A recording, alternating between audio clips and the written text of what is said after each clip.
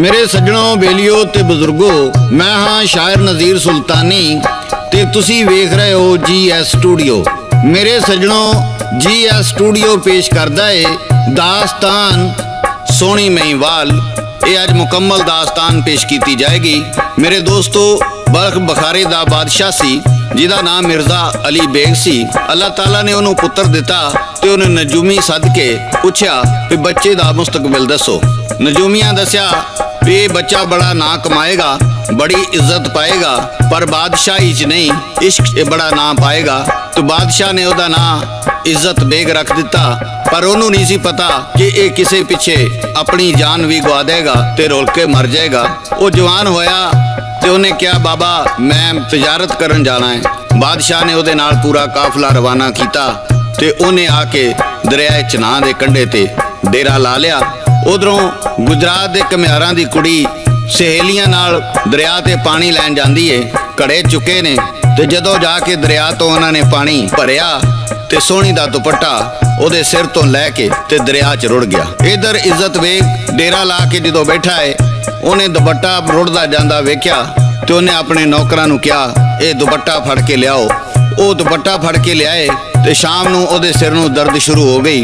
उन्हें उसे दुपट्टे नाल अपना सिर बन लिया। उधरों एक बजुर्ग किंग वजाउंदा दरिया के किनारे लगा हुंदा है। मिर्जा इज्जत बेग कहंदा नौकर नूं जा सद के लिया बाबे नूं मेरे सिर नूं दम करे। जदों बाबे नूं सद के लियाया ते बाबे ने पुछया तू कौन है, कित्थों आया है ते की तेरा नां है। उन्हें आख्या मेरा नां इज्जत बेग है, मैं बल्ख बुखारे दा ताजर हाँ। बाबा उन्हों की कहंदा है, सादक पट्टी पेश करदा है। मैं अपने दोस्तों का शुक्रिया अदा करना ਜਿਹੜੇ ਮੈਨੂੰ ਸੁਣਦੇ ਤੇ ਪਸੰਦ ਕਰਦੇ ਨੇ। ਮੇਰੇ ਕੋਈ ਦੋਸਤ ਕਾੜਾ ਦੌਲੋਵਾਲ ਤੋਂ ਅਬਦੁਲ ਰਹਿਮਾਨ ਮਦਾਦ ਸ਼ਵੇਬ ਬਸ਼ੀਰ ਸਾਹਿਬ 28/6 ਤੋਂ ਮੁਜ਼ੰਬਲ ਸੈਨ ਰਹਿਮਾਨੀ ਹੋਟਲ ਵਾਲਾ ਲਿਆਕਤ ਰਹਿਮਾਨੀ ਲੰਬਰਦਾਰ ਆਉਨੇ ਆ ਅੱਜ ਦੀ ਦਾਸਤਾਨ ਵੱਲੇ। तख्ता वालिया आशिका बद बख्ता धक्के खान ले तू तैयार हो जा। उच्ची बल्ख बुहार दे शहजादे आवे कूड़े हुंजने लई तू तैयार हो जा। हुक्मरान शहजादिया कादरां नू रंग लामने लई तू तैयार हो जा। अजमत वांगू कट्टियां रोड़ने लई सिरों जान ले तू तैयार हो जा। बाबे ने इन्नी गल दसी ते महिवाल बड़ा परेशान हो गया। कहन लगा बाबा जी तुसी मेरा किस तरह हाल जानते हो, मैनू दसो कि अगे की होना है। बाबे जी उन्होंने की आते ने सादक पट्टी पेश करदा ते लाला जी रिकॉर्ड करते ने ते शायर की लिखदा है।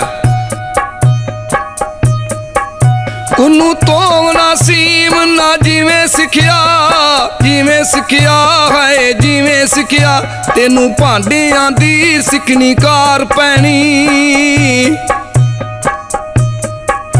एक साज लिया तू अंबर बाजो नाल तत्वें आ तेनू मार पैनी। इश्क मुश्क कदी ना रैन गुजे ओड़क बिच गुजरात पुकार पैनी। अजमत वांगरा कड्डणगे बार तेनू कुली अनत चना तो पार पैनी। बाबे जी हरी इन्नी गल करके ते चले गए ते महिवाल ने अपने नौकरां नू कहा भी जिधरों पानी आया है इसे पासे दा सफर कर लईए। वो अपने नाल नौकरां लैके उधर दा सफर कर लेंदे ने ते शहर गुजरात दे कोल आके डेरा ला लेंदे ने। ते महिवाल ने एक अपने गुलाम नू कहा भी तू शहर दे विच जा कोई चंगी जी शै वेख के लिया, इस शहर दी केड़ी शै मशहूर है वो तू लैके आ। ते गुलाम जांदा है वो बाजार दे विच टुरिया फिरदा ते वेंदा फिरदा भी केड़ी शै चंगी होवेगी।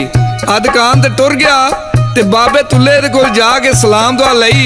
कहन लगा बाबा जी मैं कोई 2-4 भांडे खड़ने ने। बाबे तुल्ले ने कहा पुत्रा जिन्ने मर्जी लै जा सा बेचण वास्ते रखे ने। इन्ने चिर नूं उत्तों सोहनी आ जांदी है ते गुलाम नूं सोहनी दा हुसन वेख के ਭਾਂਡੇ ਖਰੀਦਣੇ ਭੁੱਲ ਜਾਂਦੇ ਨੇ।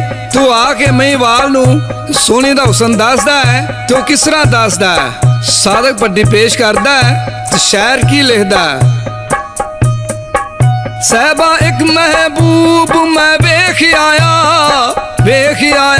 ਹੈ ਵੇਖ ਆਇਆ, ਐਸਾ ਵੇਖਣੇ ਦੇ ਵਿੱਚ ਆਮਦਾ ਨਹੀਂ। ਬਾਜ਼ੀ ਧੀ ਤੁਲੇ ਕਮਿਆਰ ਦੀਏ, ਜਿਹਨੂੰ ਚੰਨ ਵੇਖ ਸ਼ਰਮਾਮਦਾਈ। ਪਲਕਾਂ ਤੀਰ ਤੇ ਨੈਣ ਕੁਮਾਨ ਉਹਦੇ, ਮੱਥੇ ਨਾਗ ਕਾਲਾ ਵੱਲ ਪਾਮਦਾਈ। ਛੇਤੀ ਚੱਲ ਮੈਂ ਬੋਹਾਂ ਤੈਨੂੰ, ਜਿਹੜਾ ਜ਼ੁਲਫਾਂ ਦੇ ਨਾਗ ਲੜਾਮਦਾਈ। ਆ ਮੇਰੇ ਦੋਸਤੋ, ਜਿਸ ਵੇਲੇ ਗੁਲਾਮ ਨੇ ਇੰਨੀ ਗੱਲ ਦੱਸੀ ਤੇ ਮਹੀਵਾਲ ਜ਼ਮੀਨ ਤੇ ਬਹਿ ਕੇ ਥਾਂ ਖੋਤਰਨ ਲੱਗ ਪਿਆ। ਗੁਲਾਮ ਕਹਿਣ ਲੱਗਾ, ਮੇਰੇ ਆਕਾ ਤੁਹਾਨੂੰ ਕੀ ਹੋਇਆ ਹੈ? ਅਤੇ ਮਹੀਵਾਲ ਉੱਥੇ ਕੀ ਦੱਸਦਾ ਹੈ? ਗੱਲ ਸੁਣਦਿਆਂ ਗਈ ਪਕੜ ਦਿਲ ਨੂੰ ਹੈ ਪਕੜ ਦਿਲ ਨੂੰ, ਬਿਨਾ ਵੇਖਿਆ ਹਾਲ ਬੰਜਾਮਦਾਈ। ਛੇਤੀ ਚੱਲ ਹਾਂ ਯਾਰ ਬਹਾ ਮੈਨੂੰ, ਜਿਹੜਾ ਜ਼ੁਲਫਾਂ ਦੇ ਨਾਗ ਲੜਾਮਦਾਈ। ਆ ਮਹੀਵਾਲ ਕਹਿਣ ਲੱਗਾ ਆਪਣੇ ਗੁਲਾਮ ਨੂੰ, ਮੈਨੂੰ ਉਹ ਯਾਰ ਚੱਲ ਕੇ ਵਾਹ ਜਿਹੜਾ ਜ਼ੁਲਫਾਂ ਦੇ ਨਾਗ ਲੜਾਂਦਾ ਹੈ।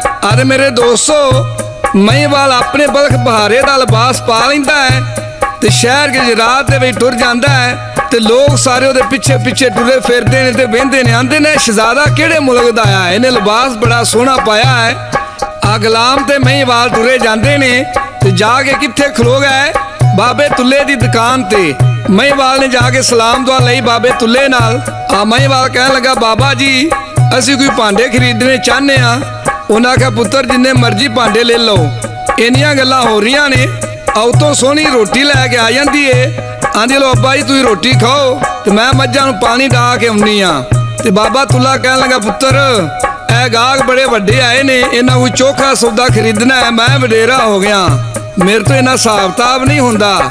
ਮੈਂ ਮੱਝਾਂ ਨੂੰ ਪਾਣੀ ਡਾ ਕੇ ਲਿਆਉਣਾ ਤੇ ਤੂੰ ਇਹਨਾਂ ਨੂੰ ਸੌਦਾ ਦੇ। ਬਾਬਾ ਤੁੱਲਾ ਮੱਝਾਂ ਨੂੰ ਪਾਣੀ ਡਾਣ ਟੁਰ ਜਾਂਦਾ ਹੈ ਤੇ ਸੋਹਣੀ ਦੇ ਮਹੀਵਾਲ ਦੇ ਦਿਲ ਵਿੱਚ ਪਿਆਰ ਦੀ ਲਹਿਰ ਉੱਠੀ ਤੇ ਉਹਨਾਂ ਦੀਆਂ ਅੱਖਾਂ ਦੇ ਵਿੱਚ ਅੱਖਾਂ ਪਈਆਂ ਤੇ ਮਹੀਵਾਲ ਸੋਹਣੀ ਨੂੰ ਉੱਥੇ ਕੀ ਆਂਦਾ, ਹੱਸ ਰਸ ਕੇ ਦੇਖਾਂ ਦੀਦਾਰ ਸਾਨੂੰ ਹੈ ਦੀਦਾਰ ਸਾਨੂੰ, ਅੱਜ ਰੱਖ ਲੈ ਲੱਜ ਯਾਰੀਆਂ ਦੀ। ਅੱਖੀ ਸ਼ਰਬਤੀ ਵਿੱਚ ਲਾਲ ਡੋਰੇ, ਮੈਨੂੰ ਲੱਗੀਆਂ ਬਹੁਤ ਪਿਆਰੀਆਂ ਨੀ। ਮੈਨੂੰ ਦੱਸ ਦੇ ਚੰਨ ਤੋਂ ਸੋਹਣੀਏ ਨੀ, ਕਿਹੜੇ ਹਰਨ ਤੋਂ ਲਈਆਂ ਉਦਾਰੀਆਂ ਨੀ। ਇੰਨੀਆਂ ਗੱਲਾਂ ਹੋ ਰਹੀਆਂ ਨੇ। ਉਧਰੋਂ ਬਾਬਾ ਤੁੱਲਾ ਵੀ ਮੱਝਾਂ ਨੂੰ ਪਾਣੀ ਡਾ ਕੇ ਆ ਜਾਂਦਾ ਹੈ ਤੇ ਮਹੀਵਾਲ ਨੇ ਸਾਰੀ ਦੁਕਾਨ ਖਰੀਦ ਲਈ ਤੇ ਬਾਬੇ ਤੁੱਲੇ ਨੂੰ ਕਹਿਣ ਲੱਗਾ, ਬਾਬਾ ਜੀ ਮੇਰੇ ਕੋਲ ਅੱਧੇ ਕੁ ਪੈਸੇ ਗਏ ਨੇ, ਇਹ ਮੇਰੇ ਕੋਲ ਲੈ ਲਓ ਤੇ ਬਾਕੀ ਮੈਂ ਸਾਰੇ ਬਰਤਨ ਵੇਚ ਕੇ ਤੁਹਾਡੇ ਪੈਸੇ ਫਿਰ ਦੇ ਦਿਆਂਗਾ। ਬਾਬੇ ਤੁੱਲੇ ਨੇ ਆਖਿਆ, ਪੁੱਤਰਾ ਕੋਈ ਗੱਲ ਨਹੀਂ। ਮਹੀਵਾਲ ਨੇ ਸਾਰੀ ਦੁਕਾਨ ਖਰੀਦ ਲਈ। ਉਥੋਂ ਸਾਰੇ ਗੱਡ ਤੇ ਭਾਂਡੇ ਲੱਦੇ ਆ ਕੇ ਚਨਾਹ ਤੇ ਜਿੱਥੇ ਮਹੀਵਾਲ ਨੇ ਡੇਰਾ ਲਾਇਆ ਸੀ ਉੱਥੇ ਐਲਾਨ ਕਰਾ ਦਿੱਤਾ ਕਿ ਜਿੰਨੇ ਭਾਂਡੇ ਖਰੀਦਣੇ ਨੇ ਆ ਕੇ ਖਰੀਦ ਲਵੇ। ਜਿਹੜਾ ਭਾਂਡਾ 50 ਰੁਪਈਆਂ ਦਾ ਸੀ ਉਹ 3 ਰੁਪਏ ਦਾ ਦਿੱਤਾ, ਜਿਹੜਾ 2 ਦਾ ਸੀ ਉਹ ਰੁਪਈਏ ਦਾ ਦਿੱਤਾ। ਇਸ ਤਰ੍ਹਾਂ ਕਰਕੇ ਮਹੀਵਾਲ ਦੇ ਸਾਰੇ ਭਾਂਡੇ ਵਿਕ ਗਏ ਤੇ ਬਾਬੇ ਤੁੱਲੇ ਦਾ ਕਰਜ਼ਾਈ ਹੋ ਗਿਆ। ਤੇ ਉਹਦੇ ਜਿਹੜੇ ਨਾਲ ਨੌਕਰ ਆਏ ਸਨ ਉਹਨਾਂ ਸੋਚਿਆ, ਇਹ ਤਾਂ ਬਾਬੇ ਤੁੱਲੇ ਘੁਮਿਆਰ ਦਾ ਕਰਜ਼ਾਈ ਹੋ ਗਿਆ ਹੈ, ਇਹਨੇ ਤੋਂ ਇੱਥੇ ਰਹਿਣਾ, ਆਪਾਂ ਇਹਨੂੰ ਸੁੱਤੇ ਪੈਣ ਛੱਡ ਕੇ ਤੇ ਟੁਰ ਚੱਲੀਏ। ਤੇ ਸਾਰੇ ਰਾਤੋਂ ਰਾਤ ਨਿਕਲ ਗਏ।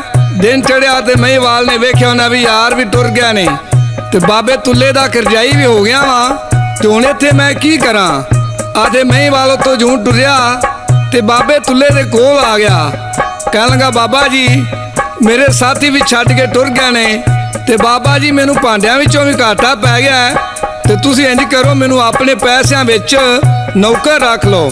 ਉਹਨੇ ਕਿਹਾ, ਪੁੱਤਰਾ ਤੂੰ ਨੌਕਰੀ ਕਰ ਲੇਗਾ? ਆਖਿਆ, ਬਾਬਾ ਜੀ ਮੈਂ ਜ਼ਰੂਰ ਨੌਕਰੀ ਕਰਾਂਗਾ। ਆ ਤੇ ਮਹੀਵਾਲ ਦੇ ਦਿਲ ਵਿੱਚ ਸੋਹਣੀ ਦਾ ਇਸ਼ਕ ਠਾਠਾ ਮਾਰਦਾ ਪਿਆ ਸੀ। ਕਹਿਣ ਲੱਗਾ ਬਾਬਾ ਜੀ ਤੁਸੀਂ ਜੋ ਵੀ ਕੰਮ ਆਖੋਗੇ ਮੈਂ ਸਾਰੇ ਕੰਮ ਕਰਾਂਗਾ।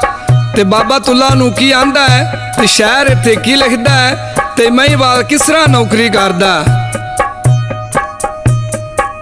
ਚਾਰੂ ਟੋਕਰੀ ਫੜ ਕੇ ਬਿਸਮਿਲ੍ਲਾ ਬਿਸਮਿਲ੍ਲਾ ਹਾਏ ਬਿਸਮਿਲ੍ਲਾ ਕੂੜੇ ਹੂੰਜਦਾ ਨਿਤ ਬਾਜ਼ਾਰ ਵਿੱਚੋਂ। ਅੰਦਰ ਯਾਰ ਦੀ ਯਾਦ ਤੇ ਚੁੱਪ ਮੂੰਹੋਂ ਸਿਰ ਚੁੱਕੇ ਨਾ ਕਾਰੋਬਾਰ ਵਿੱਚੋਂ। ਗੱਲਾਂ ਉਸ ਵੇਲੇ ਉਹਨੂੰ ਯਾਦ ਆਈਆਂ ਜਦੋਂ ਨਿਕਲਿਆ ਬਲਖ ਬਹਾਰ ਵਿੱਚੋਂ। ਮੇਰੇ ਦੋਸਤੋ ਤੇ ਸੱਜਣੋ ਤੇ ਮਿੱਤਰੋ, ਮਹੀਵਾਲ ਬਾਬੇ ਤੁੱਲੇ ਘੁਮਿਆਰ ਦੇ ਖੋਤੇ ਦੇ ਮੱਝਾਂ ਦਰਿਆ ਦੇ ਕੰਢੇ ਤੇ ਲੈ ਜਾਂਦਾ ਹੈ। ਉੱਥੇ ਰੋਜ਼ ਚਰਾਂਦਾ ਜਾ ਕੇ ਤੇ ਸੋਹਣੀ ਉਹਦੀ ਰੋਟੀ ਲੈ ਕੇ ਜਾਂਦੀ ਸੀ।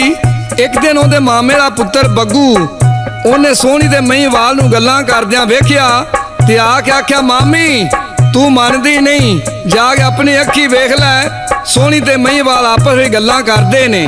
ਉਹਦੀ ਮਾਮੀ ਵੀ ਟੁਰ ਪੈਂਦੀ ਏ ਤੇ ਬੱਗੂ ਵੀ ਆਪਣੇ ਯਾਰਾਂ ਬੇਲੀਆਂ ਨੂੰ ਲੈ ਕੇ ਨਾਲ ਟੁਰ ਪੈਂਦਾ ਹੈ। ਤੇ ਉੱਥੇ ਜਾ ਕੇ ਮਹੀਵਾਲ ਨੂੰ ਮਾਰ ਮਾਰ ਕੇ ਅਧਮੋਇਆ ਕਰਕੇ ਸੱਟ ਆਉਂਦੇ ਨੇ। ਤੇ ਸ਼ਾਮ ਹੋਈ ਤੇ ਮਹੀਵਾਲ ਨੂੰ ਹੋਸ਼ ਆਈ। ਉਹ ਕਹਿਣ ਲੱਗਾ ਉਹਨਾਂ ਚਿਰ ਮੈਂ ਆਪਣੇ ਕੈਂਪ ਵਿੱਚ ਨਹੀਂ ਜਾਣਾ ਜਿੰਨਾ ਚਿਰ ਮੈਂ ਆਪਣੇ ਸੱਜਣਾ ਦਾ ਦੀਦਾਰ ਨਾ ਕਰਾਂਗਾ। ਆ ਮਹੀਵਾਲ ਉੱਥੋਂ ਜੂੰ ਟੁਰਿਆ ਲਗੜਾਉਂਦਾ ਲਗੜਾਉਂਦਾ ਬਾਬੇ ਤੁੱਲੇ ਦੇ ਬੂਹੇ ਅੱਗੇ ਆ ਜਾਂਦਾ ਹੈ। ਤੇ ਆ ਕੇ ਬੂਹਾ ਖੜਕਾਇਆ ਤੇ ਬਾਬੇ ਤੁੱਲੇ ਨੇ ਬੂਹਾ ਖੋਲਿਆ। ਆਖਿਆ ਆ ਵੀ ਜਵਾਨਾ ਕਿੱਧਰ ਆਇਆ। ਮਹੀਵਾਲ ਕਹਿਣ ਲੱਗਾ ਬਾਬਾ ਜੀ ਮੈਂ ਬੇਕਸੂਰ ਹਾਂ। ਬਾਬੇ ਤੁੱਲੇ ਨੇ ਕਿਹਾ ਤੇਰਾ ਕਸੂਰ ਨਹੀਂ, ਕਸੂਰ ਸਾਡਾ ਸੀ ਜਿਨ੍ਹਾਂ ਤੈਨੂੰ ਨੌਕਰ ਰੱਖ ਲਿਆ। ਬਾਬੇ ਤੁੱਲੇ ਘੁਮਿਆਰ ਨੇ ਮਹੀਵਾਲ ਨੂੰ ਵਾਲਾਂ ਤੋਂ ਫੜ ਕੇ ਉਹਦੇ ਸੀਨੇ ਵਿੱਚ ਲੱਤ ਮਾਰ ਕੇ ਤੇ ਮੂੰਹੜੇ ਮੂੰਹ ਸੱਟ ਦਿੱਤਾ। ਤੇ ਮਹੀਵਾਲ ਉੱਥੋਂ ਕਿਸ ਤਰ੍ਹਾਂ ਰੋਂਦਾ ਰੋਂਦਾ ਜਾਂਦਾ ਹੈ ਤੇ ਸਾਦਕ ਪੱਟੀ ਪੇਸ਼ ਕਰਦਾ ਹੈ। ਤੇ ਸ਼ਾਇਰ ਇੱਥੇ ਕੀ ਲਿਖਦਾ ਹੈ, ਧੱਕੇ ਮਾਰ ਘੁਮਿਆਰ ਨੇ ਕੱਢ ਦਿੱਤਾ ਮਹੀਵਾਲ ਤੁਰਿਆ ਜ਼ਾਰੋ ਜ਼ਾਰ ਰੋਂਦਾ।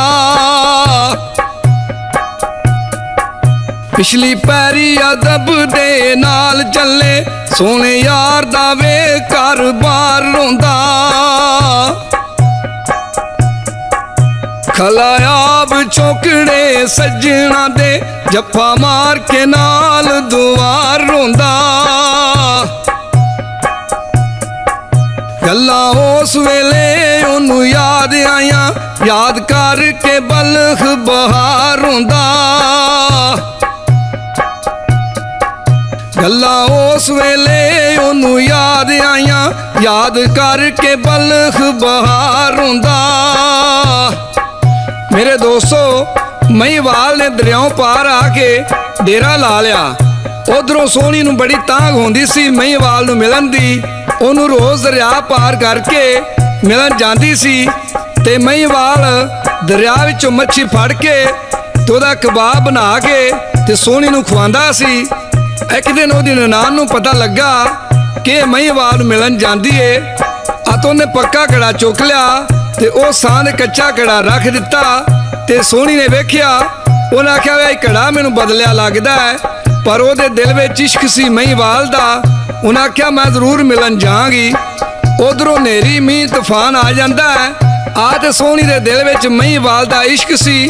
ਉਹਨੇ ਘੜੇ ਨੂੰ ਦਰਿਆ ਵਿੱਚ ਰੱਖਿਆ, ਉੱਤੇ ਤਰਨ ਲੱਗ ਪੈਂਦੀ ਏ ਤੇ ਡੁੱਬਣ ਲੱਗ ਪੈਂਦੀ ਏ ਤੇ ਘੜਾ ਜਿਹੜਾ ਖੁਰ ਜਾਂਦਾ ਹੈ। ਉਧਰੋਂ ਮਹੀਵਾਲ ਨੇ ਵੇਖਿਆ, ਉਹਨੇ ਵੀ ਦਰਿਆ ਵਿੱਚ ਛਾਲ ਮਾਰ ਦਿੱਤੀ। ਮਹੀਵਾਲ ਤੇ ਸੋਹਣੀ ਦੋਵੇਂ ਰੁੜ ਜਾਂਦੇ ਨੇ। ਮੇਰੇ ਦੋਸਤੋ ਇਹ ਸੀ ਸਾਡੀ ਅੱਜ ਦੀ ਕਹਾਣੀ ਸੋਹਣੀ ਮਹੀਵਾਲ ਦੀ। ਇਹਦੇ ਨਾਲ ਹੀ ਸਾਦਕ ਭੱਟੀ ਨੂੰ ਤੇ ਲਾਲਾ ਜੀ ਨੂੰ ਇਜਾਜ਼ਤ ਦਿਓ। ਰੱਬ ਰਾਖਾ, ਰੱਬ ਰਾਖਾ, ਰੱਬ ਰਾਖਾ।